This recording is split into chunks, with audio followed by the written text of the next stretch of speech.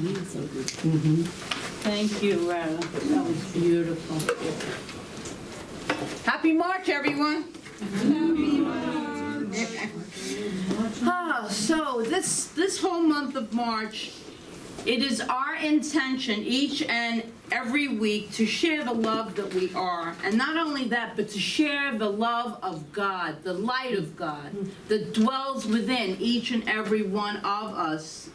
And to share the idea of great and even greater possibilities that are always unfolding in our lives and are available to each and every one of us. Limitless possibilities. We talk about this divine energy, and that is what we're talking about. It's limitless. If we can think it, we can achieve it. If we can dream it, we can be it. And that's what we're going to get into this morning, because here's a spiritual truth. We are always in an evolutionary growth cycle. Did you know that? Yeah, we are. We're always in an evolutionary growth circle, which means that no matter how great our lives are, they are going to expand even more. They're always expanding because the fullness of God is always expanding. The richness of God is always expanding. And we are creations of this one divine energy. Therefore, it is our right and actually our responsibility to allow that expansion to move through us. Because there's always more expansion. It's not, God doesn't run out of God, okay? So it's limitless. That's the idea of getting greater and greater possibilities. I never heard that. God doesn't run out of God. Came directly from source. Science of Mind founder Ernest Holmes writes that since we are finite, we are expressions of the infinite. There is always more to express. And that is really what this month is all about. This whole month is talking about limitless possibilities and our right to those possibilities. And growing up, we have learned that we have 5 senses, right? Our taste, sight, touch, smell, hearing. We have those, we know about that. But, you know, somewhere along the way, somebody drilled out our faculties, those mental faculties that we're going to get in 3 of them this week and 3 next week, that are the highest way of expressing the divine that there is. As most of us know, science of mind is a blending. This science of mind is a blending of many different philosophies. So we'll just go over that real quick, and then I want to get into the first of our faculties. So in science of mind, then, we create a personal, intimate, non-intermediary needed relationship, meaning there's no one between us and God. In science of mind and new thought, there is no one. You're not going to get to God through me. It's going to go through you. So there's no one to go through to get to God. God and I are one. Jesus said it, the Father and I are one. I don't have to go through someone in order to get the blessings of God. Let's just remember that, because it's really important for us to know that. And that by knowing that, then we take full and complete responsibilities for our lives, because we come to realize that we are not victims. If we think we're victims, we're on the wrong path. We are not victims, but rather we are powerfully creative beings. We have within us to create, with the power to create anything that we desire, if we but believe. And also we recognize not only our right, but our responsibility to be all that we came here to be. To be all that we came here to be. Don't think that you came here to be nothing, because that's false. That's victim thinking. And New Thought is all about empowerment. It's about stepping into the truth of who you are and what you can do, because really, it's limitless. We place the limits in our thinking upon ourselves.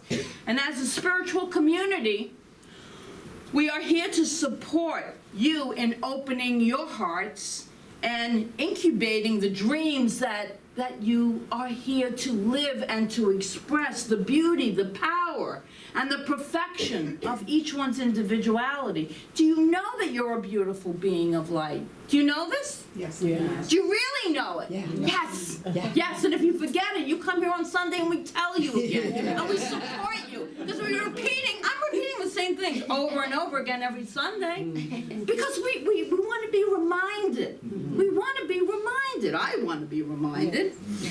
So let's get started by looking at 3 of our 6 senses or faculties, mental faculties, that enable us to live a life of greater possibilities. Imagination. What happened to our imagination? Were you told to stop daydreaming? And that is the most beautiful, most powerful mental faculty that we have. Our power to birth the natural shape of things into whatever it is that our hearts desires. We can imagine great things, but we don't always use our imagination in that way, do we? Maybe you do. But maybe you use your imagination to terrorize yourself. What if? What if this happens? What if that happens? You know, we go into, I don't know if you do, but sometimes I do. All right? Sometimes I do. But then I go back to, and this is prayer without ceasing, God is the source and supply of all my good. What happens if? Because our human mind, that ego mind, will tell us a whole bunch of stuff that will scare us. It really will. So we also have worst case scenario thinking. What's the worst case scenario? This is going to happen and this is going to... Usually, how many times does it happen? We don't always use our imagination the way that is beautiful to use, like children use. Children don't sit there and most children anyway, under a certain age, they imagine, they play, they make up games, they make up life. It's life. And so that's what we can learn how to do. Imagine the good life. Imagine the happy life. Mark Twain once said, I've been through some terrible things in my life. Some of them are actually true. I saw Hal Holbrook play him many years ago in one of the theaters, and Mark Twain had a lot of really great sayings. Amazing. And how about if we use our imagination then in a different way? How about if we use our imagination to birth into being our next level of becoming? Do you ever notice that we're always becoming more of? Otherwise, we would be stagnant. We would be stagnant. So it's good that we're always becoming more of. Ernest Holmes wrote in the Science of Mind textbook, if you want the page 151, the pent-up energy of life and the possibility of further human evolution work through our imagination and will. And we're going to get to will. That's another faculty. The pent-up energy of life with the possibility of further human evolution work through our imagination. What we can imagine, what we can vision. And what is that pent-up energy then? Simply put, it's Spirit's urge moving through us to create more, to create more. So we have this urge, and I see it as, if you've ever seen in the races, the horses, you know, they're at the gate, and they're ready, and they're really ready, and you see them getting all psyched up they're waiting for the bell and the gate to open so they can charge out. And that's pent-up energy. So is the pent-up energy of Spirit waiting through each and every one of us to express, and it's waiting for the bell. And the bell is our imagination. Everything that has ever been done on this earth, this plane, great or small. Remember, there's no size in divinity. There is no size. There is no big. There's no small. But it had to first, in our lives, in human life, in human evolution, it had to take place first in the imagination. Shakespeare describes the creative process like this.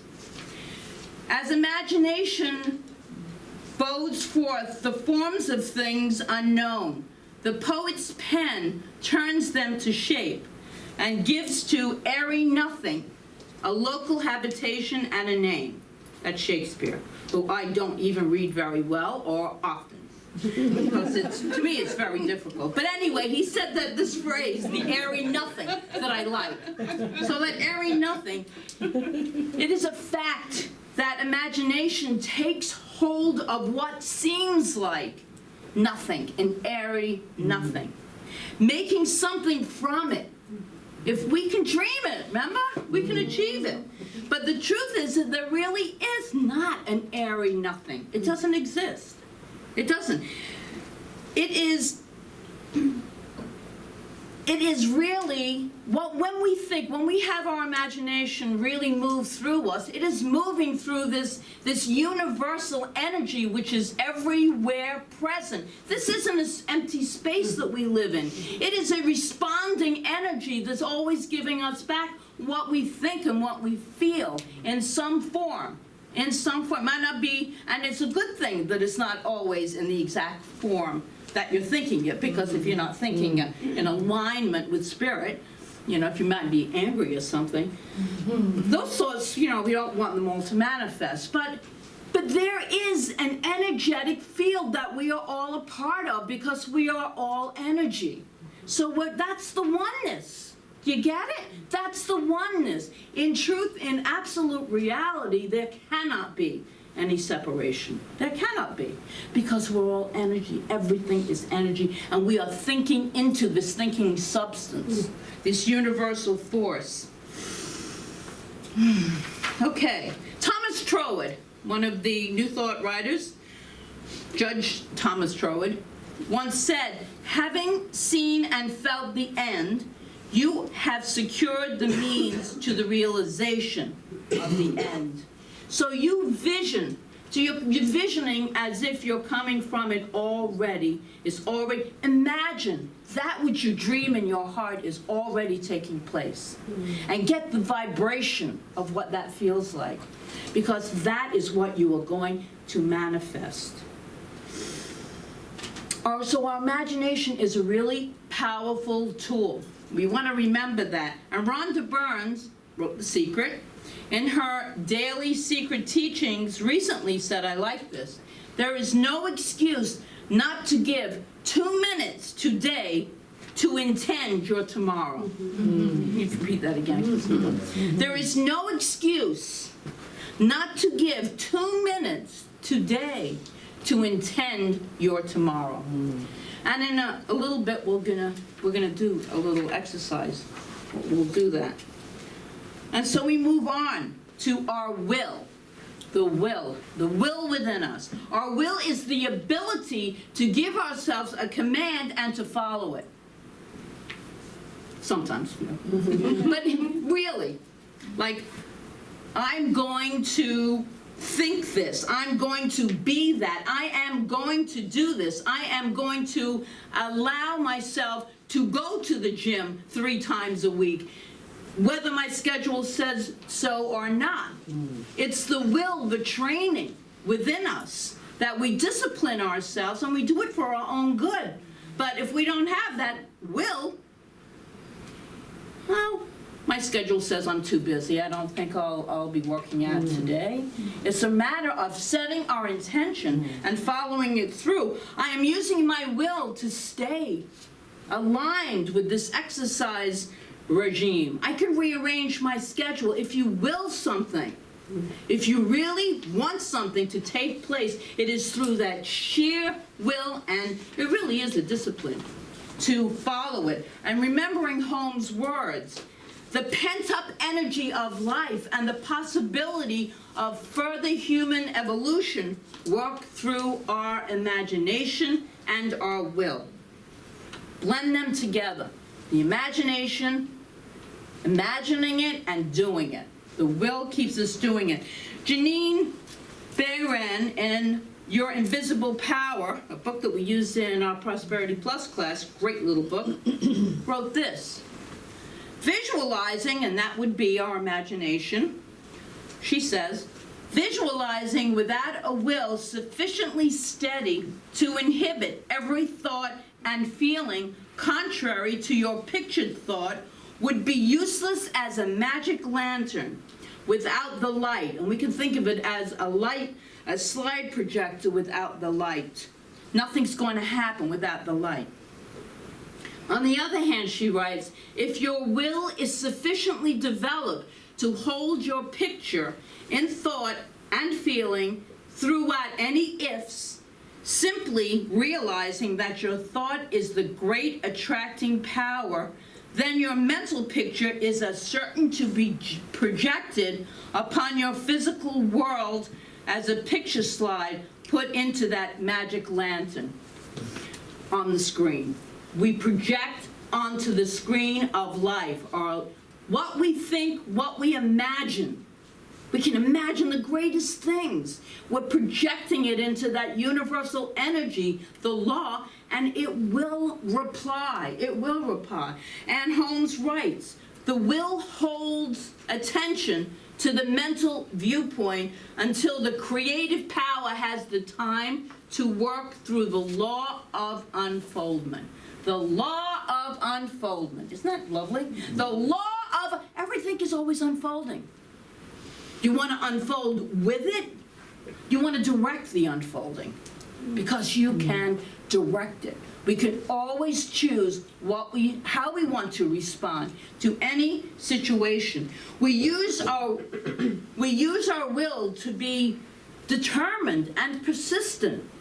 Not to force. We're going to remember that. Not to force anything to happen.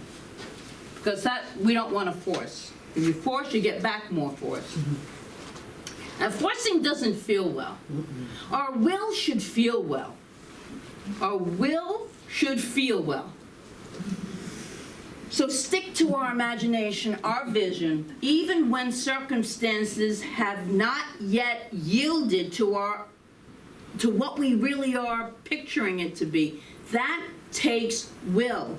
We use our will not to quit, not to give up, not to call ourselves names. We use our will, our human will.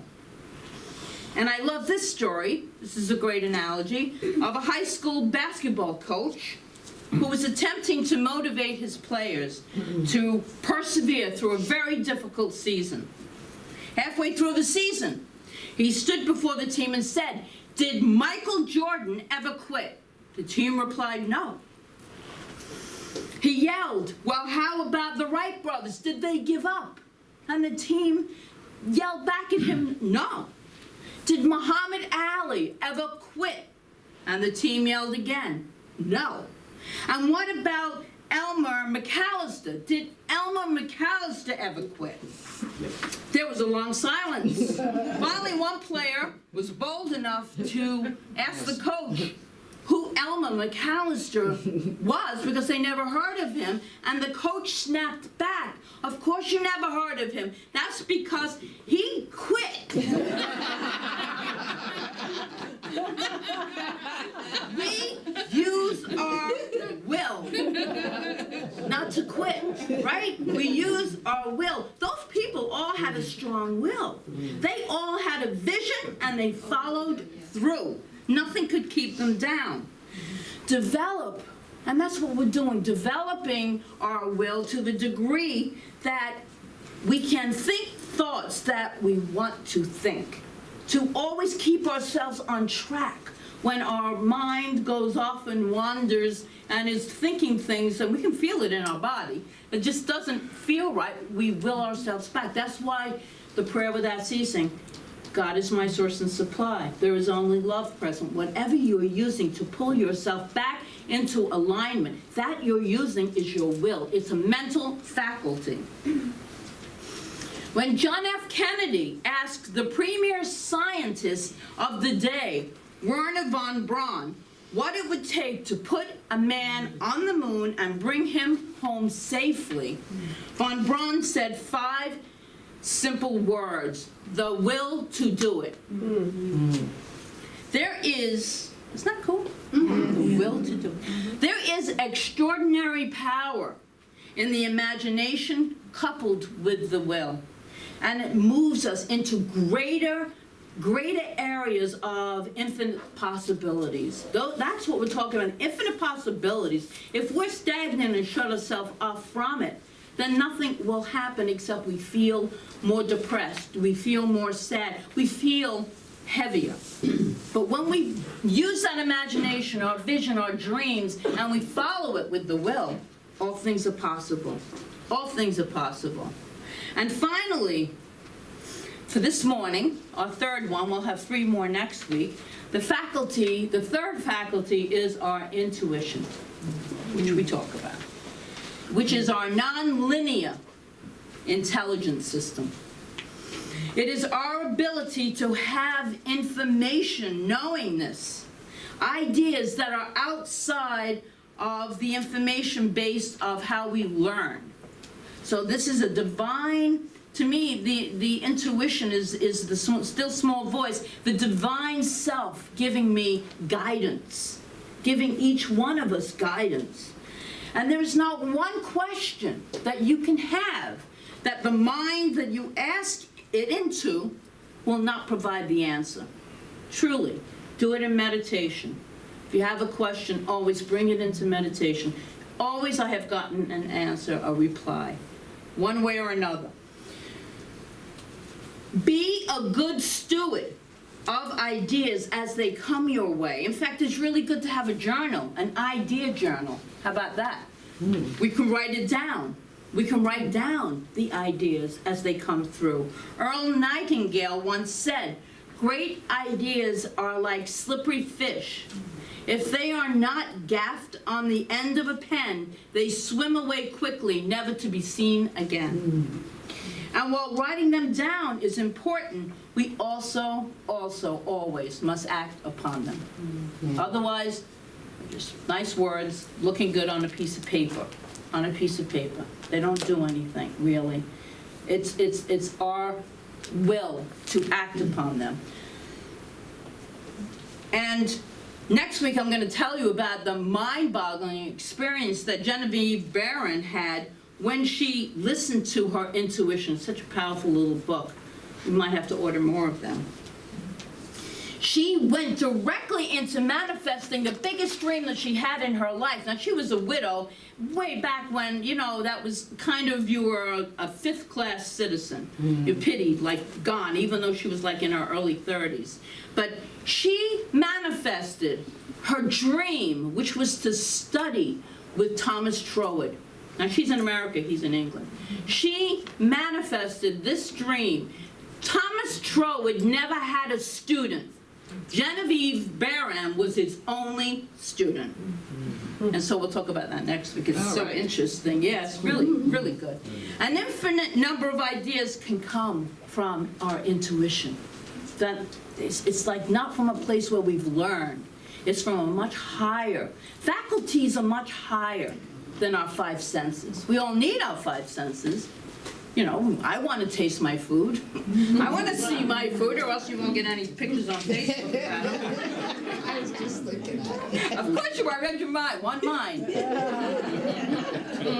So we, you know, I want to say, I want to feel, I want to have all of that stuff, but our mental faculties, which have not really been encouraged to, I mean, remember when you were a little kid, never mind the daydreaming, how about your will? Oh, if you were to really push forth your will, yeah, you better watch it. So that was kind of pushed aside, drummed down, or knocked out. It can't be knocked out because it's always there. We have to reconnect with it, make friends with all of our faculties yet again. So intuition is really the gut feeling. You know, when you say, I feel it in my gut, that's the way we've rephrased intuition, but it's the same thing. When we absolutely know it is the right thing to do, and when we don't follow it, it's not always the best, the highest and best outcome for us. So, just remember, our intuition is always present, ready to guide us, ready to pull us into these limitless possibilities. So much There is so much more for all of us. It's so exciting. That life has so much more than we can imagine when we go with the flow, when we don't force it, but when we use our imagination for good, and we use our will for good. And so right now I'm going to take us through a little practice, a little meditation.